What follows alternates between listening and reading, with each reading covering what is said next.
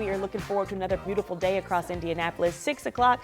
The sun's not out just yet, but it is going to come out later today, and we're having a warmer day than we had yesterday, even starting off in the 50s compared to 40s. We're glad you're up with us here on 13 Sunrise. I'm Julia, along with Julia and Matt on your Thursday. So a lot of people driving around they had convertibles. Tops were down yesterday. Windows were down. We'd opened the windows and some of the doors in the house yesterday just to get some of that fresh, clean, good air in. It feels so nice. good It does. out there. It's just early. Yeah.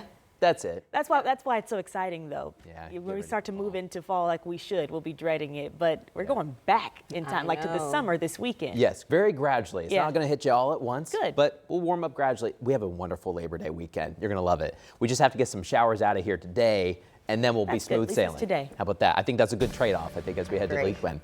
All right, so let's take a look outside with our weather windows across central Indiana. Some 50s and even a 60 reporting right now. They're towards Bunker Hill. In fact, this is wonky.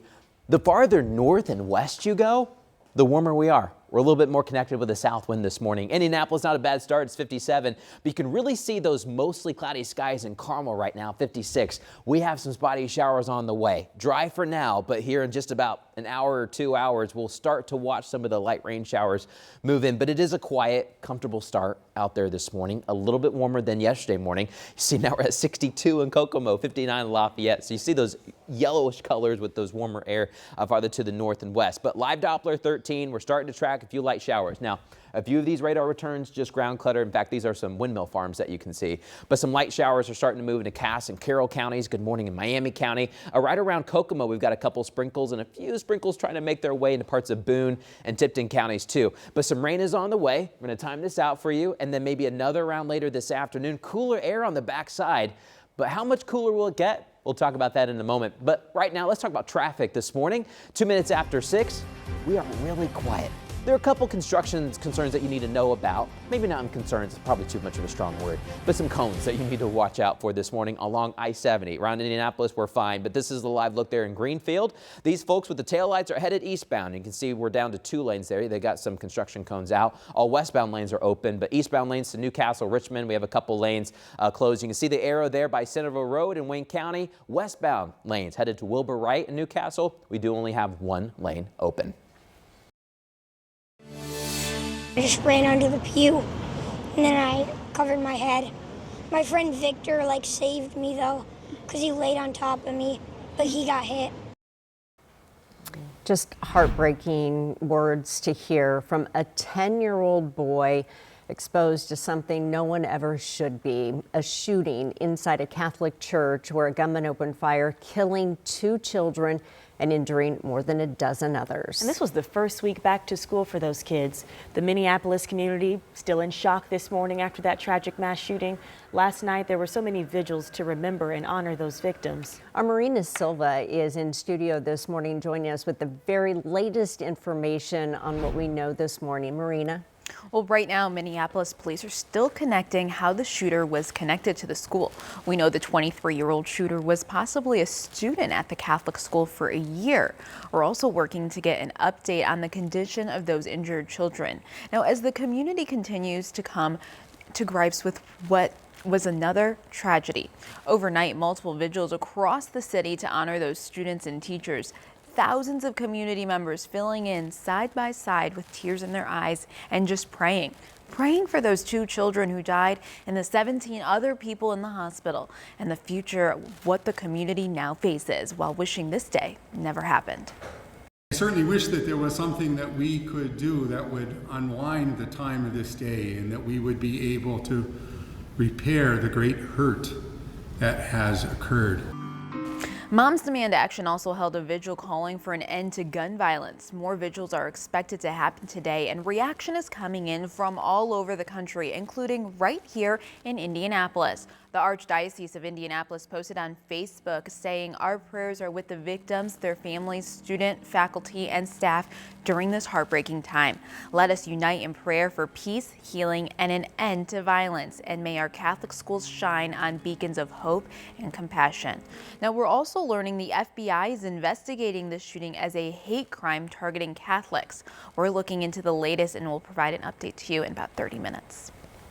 All right. Thank you, Marina. See you in 30 minutes.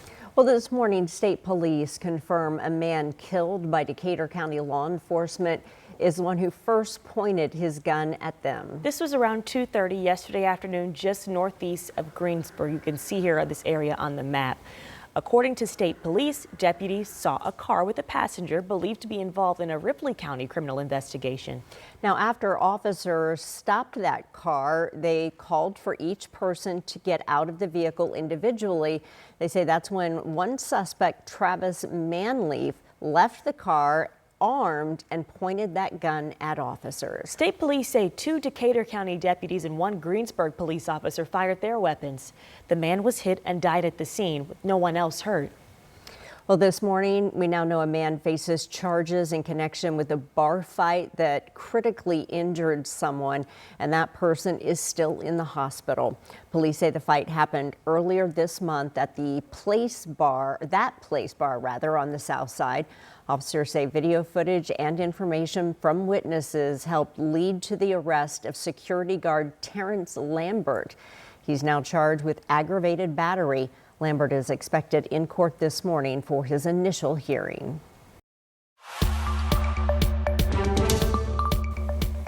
An Indianapolis man is starting his 116-year sentence for killing 2 19-year-old women in April of 2024. Police say they found 3 people shot: London Coleman, Aaliyah Wortman, and Spencer Lawson. They were killed in an apartment complex in Indy. A jury found Malik Shaw guilty of killing Coleman and Wortman.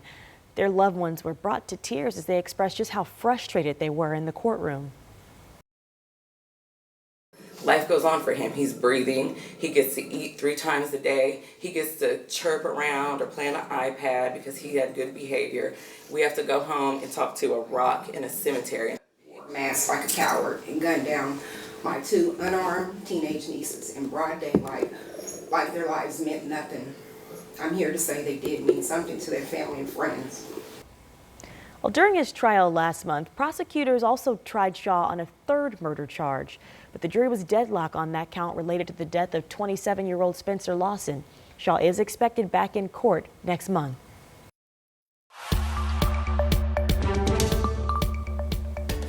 Well, now we know the execution date for this inmate. Roy Ward will be executed Friday, October 10th. Ward murdered and raped a 15-year-old girl named Stacy Payne in Dale back in July of 2001. He was sentenced to death twice, once in his initial trial and then again when his case was retried due to problems with the first trial.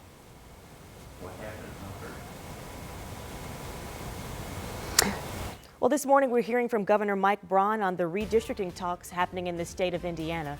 Right now, Braun is not commenting, or committing, I should say, to calling a special session in order for lawmakers to redraw congressional maps. Braun says the issue is still up in the air and is also talking about the cost of getting lawmakers back to the Capitol. Take a listen. I've heard estimates from anywhere from $250,000 to $350,000, but that's getting way ahead of our skis there, because the legislators have just been to D.C., and everything I got from it, it was a broad range of conversation that was discussed. Right now, there is a focus on redistricting after Texas lawmakers passed a measures to redraw the maps there. Now, there will also be a ballot measure in California asking voters to redraw the maps in the upcoming election in that state.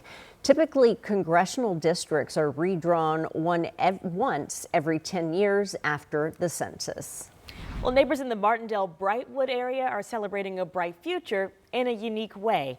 It may look like your typical block party when you take a look at this video, but it was more than that. This was a party with a purpose, they say, complete with parades, a cow, and music. While they're celebrating the past, they also are focused on what's ahead for them. We are all working towards this quality of life plan, these goals together. So some of the top areas they want to see improvement are art and culture, public safety, and housing and infrastructure.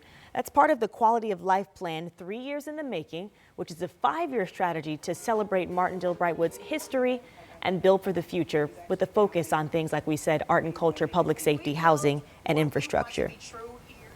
Well, the Office of Public Health and Safety's budget for next year is now in the hands of the City County Council. The department just introduced a proposal asking for more than $27 million this year. So where's that money going, and what are the big issues that OPHS hopes to tackle with that money? Anna Chalker has more. Ladies, there are two big topics OPHS is bringing within this budget this year. That is addressing the violence that is in our city, what the root of that violence is, but also the housing needs and a growing housing crisis here in our city. So OPHS did tell us, they will have some budget cuts this year, but that's not going to stop them from getting to the root of these problems. They're going to put money behind. So you may remember Mayor Joe Hogsett did announce earlier this year that he was asking city and county agencies to cut their budgets by 4% as a result of property tax cuts from the state level. And OPHS says they were able to actually only have a 2% cut this year. So when it comes to the violence prevention side, the department says they will continue to invest in their own programs and the Elevate grant program. And we reported on Elevate yesterday and the $1 million cut that program is experiencing this year. But OPHS Director Andrew Merkley told our crew at this meeting last night, grant recipients will not feel the impact. We did not have to cut any of the programming that OPHS directly oversees. And so that is a major accomplishment for our team.